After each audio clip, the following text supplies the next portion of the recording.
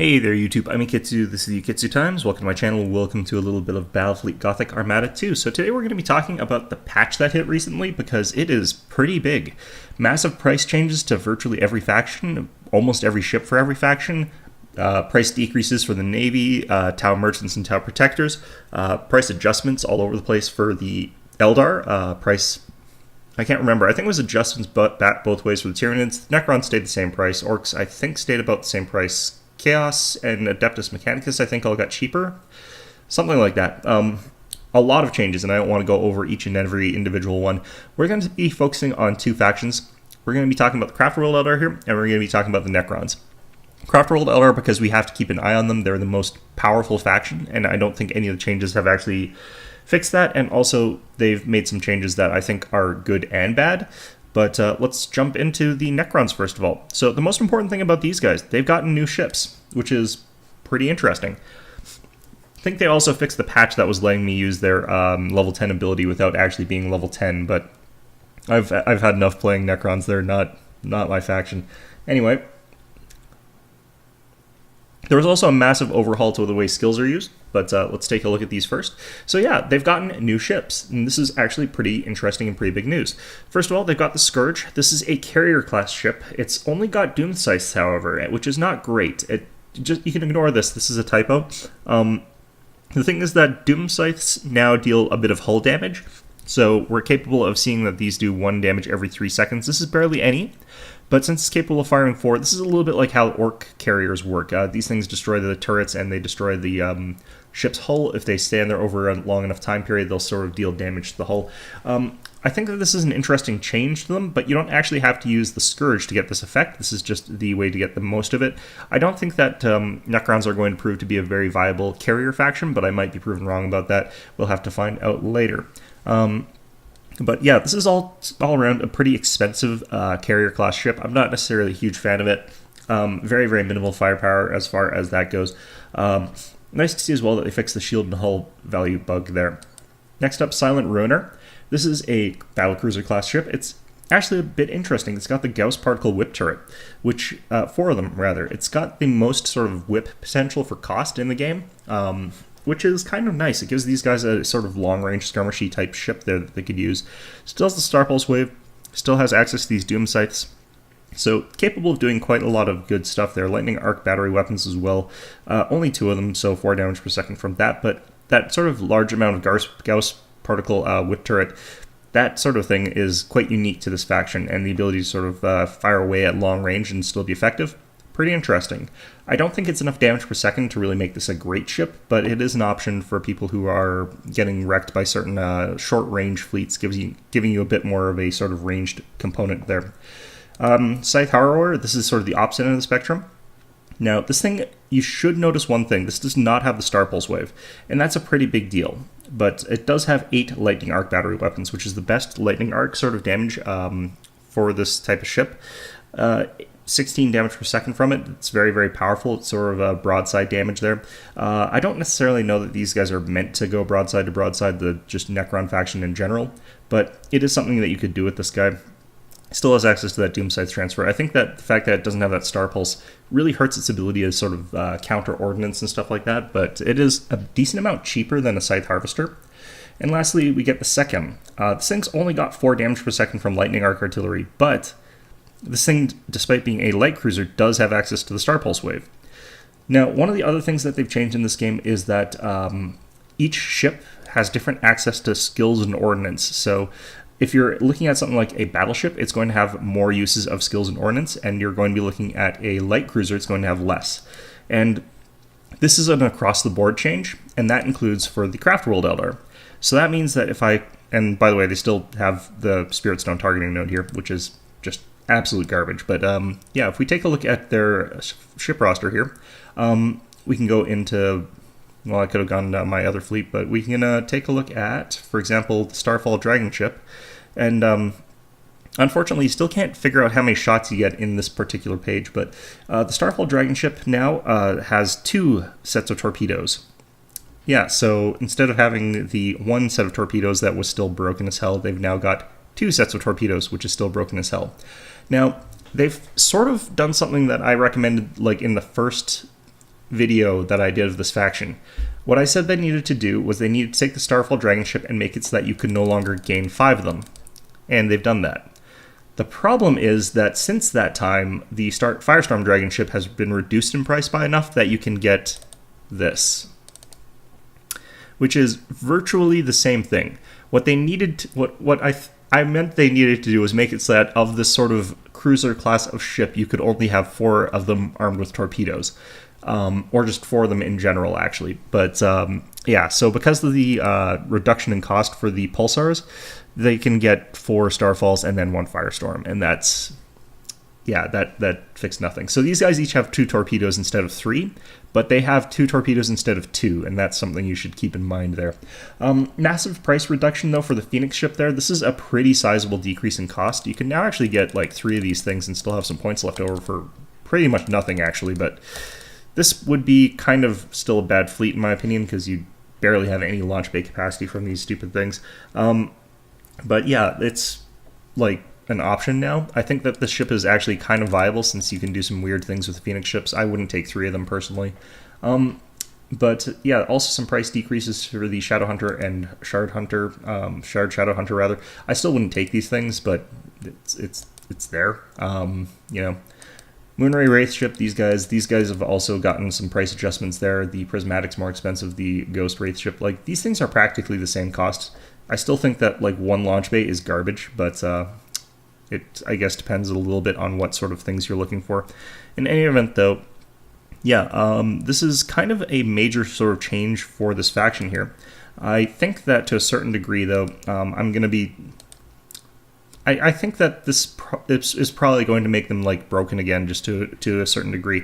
They have improved a lot of the other factions out there. That is going to make it a little bit harder to play these guys, but yeah, I think that to a certain extent, these guys are just going to be a little bit too powerful again. I still don't think that there's a great incentive for me to use carriers for this guy. This kind of faction, like, they have kind of half the carrier capacity of any other faction for what they're paying for.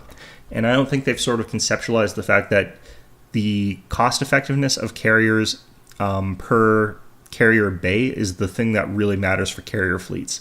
The second most important thing is the speed that the fleet moves, and these guys are very good at moving quickly, but they're not as good at that as like the Corsair Eldar or the Dark Eldar. So if we're looking for just fast carriers, these guys are not necessarily that great for it. And also their carriers are light ships, which means that they have less skill launch than if we're looking at sort of larger ships. So all sorts of weird things going on with this sort of thing. So, yeah, just going to jump into a match here. It's going to be a little bit meh because I'm going to have that one stupid ship dangling off that's got the pulsars, but we'll try and ignore that to a certain extent there. I think this is going to have massive implications as well for factions like Space Marines, because if I recall correctly, they've got altered numbers of boarding actions. Alright, this is going to be interesting. I'm going to definitely want the armor penetrating macros so I can just sort of point and click at him and have his ship sort of explode really quickly. When you're playing against the Space Marines, like, really, it's just if you can kill one ship really quickly and then get to the next ship and then get to the next ship, really focus down small ships that you can destroy fast, not their big battle cruiser or their battle barge or whatever, then you're probably going to win because he just won't have enough boarding actions to get through all your ships otherwise. Alright, so you guys are the 4 Starfalls here, and then you're the odd one out, right? Nope, that's a Starfall. Damn it. Firestorm. Alright, there we are. They look the same from behind. And we're going to go ahead and pick our abilities here. I think against Space Marines, I kind of like having the Stasis Bomb, and we'll have the Maelstrom. I like that combo, generally speaking. Ship of the Dead here, and Armor Penetrating, Blessing of Vol. So if I use the Rally ability, I'll be able to get back some troops, is what the Crew of the Dead does. It's so much better now that I can just select that when I know I'm going to need it. And despite having these guys on separate hotkeys, I'm just going to box this. There we go.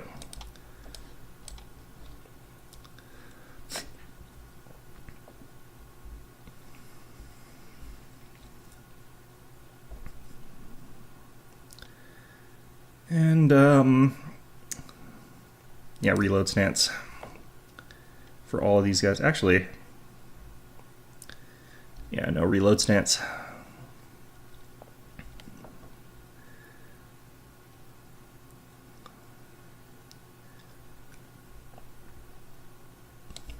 Space Marine's not a terribly difficult fight for the Craft World Eldar. I don't think it's one of the ones I'd say is one of the harder ones. But we'll go ahead and start doing this here. The reason we're aiming engines is that if I can cripple one of the ship's engines, I can just focus all of my shots on it, and that ship is basically just dead. Alright. So we're just going to go ahead. We know that he's got some, not light cruisers, but, well, maybe light cruisers, but we know for sure that he's got some escorts there, potentially, or some stealthable ships. Not really a big deal. They also changed the capture rates. So lots and lots and lots of changes just all over the place. And of course, we're just going to go ahead and start killing him. If he's got light ships there that have stealth, and I don't, it's much better for me to just come to grips with him.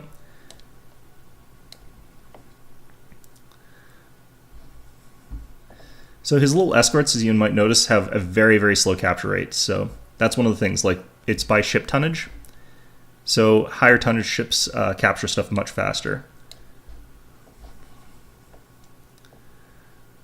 Okay, I kind of want to just boost here and then balls. Oh, no, he's managed to run away here.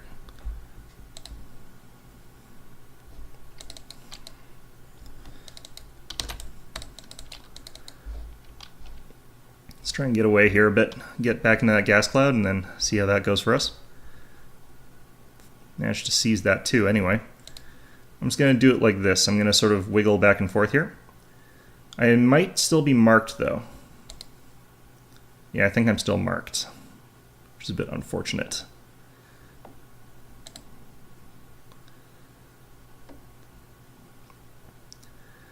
Oh, there we go. Got some stealth.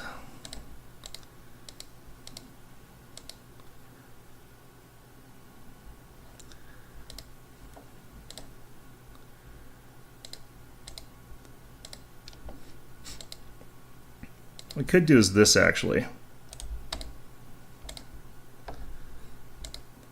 It's more viable to do this sort of thing now that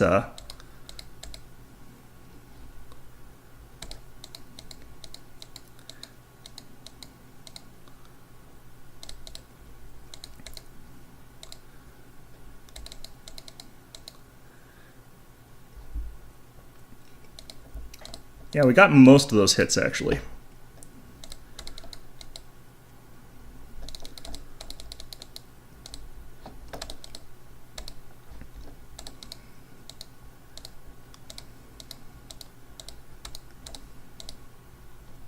Oh, we got to repair some stuff here.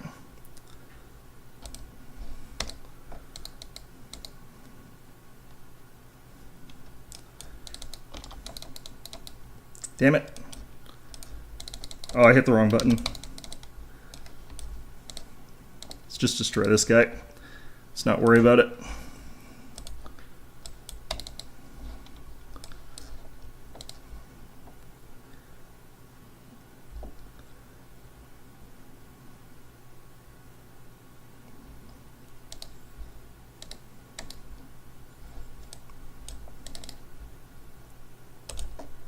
Get that torpedo out there.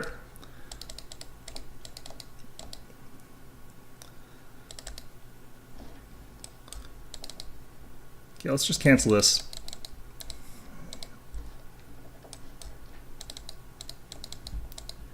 Got an engine destroy result there, which is great. This guy's going to stop being a ship in a second, though. Oh, that's going to miss. Damn it.